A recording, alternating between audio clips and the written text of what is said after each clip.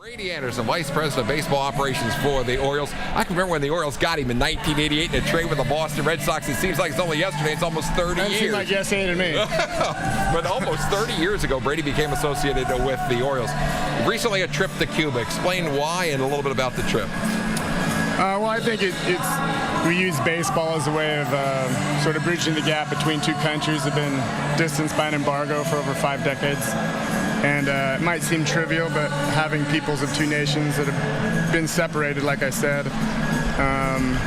one thing they share with deep passion is baseball. And after I went in '99, I was asked to do it as a follow-up and couldn't have been happier to go.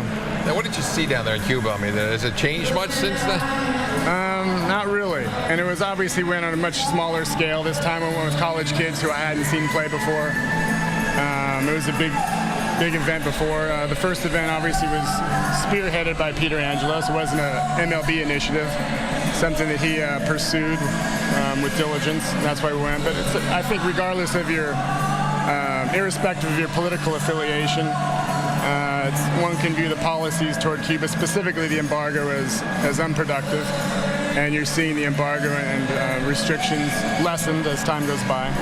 How about just visiting Cuba? I mean, seeing, is it like a throwback for 40 or 50 years? Again, I was there 1 or 2 days the first time, 4 days this time, so I'm by no means an expert, but the people, super friendly.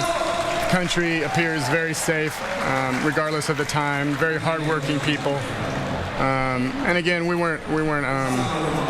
the Orioles weren't the first ones to go by. You know, back a decade before, I believe Hopkins doctors and I think pediatric cardiologists had gone there. Cuba has a very advanced medical system and abundance and competent doctors despite sort of antiquated facilities. Now, Ray Miller was managing that club in '99. What do you remember about that game? Well, we went there for a purpose, obviously to spread goodwill and have some communication between two countries.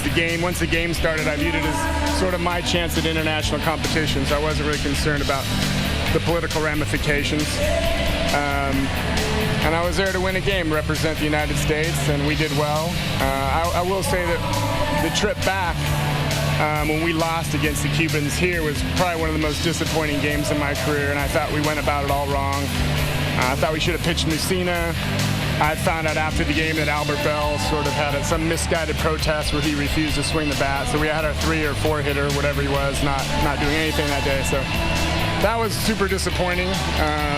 The victory in Cuba was very satisfying.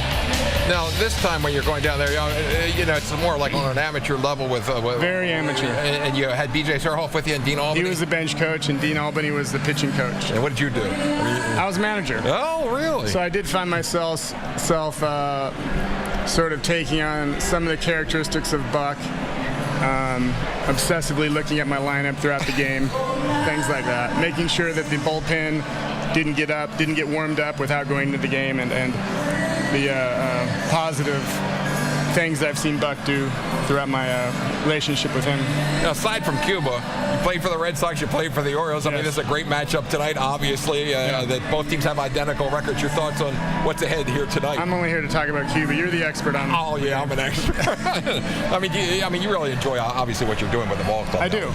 Sure, it's a great job, and I love helping out the Orioles any way possible. I was born in Maryland, and this is my team. Always great to see Brady Anderson, Vice President of Baseball Operations for the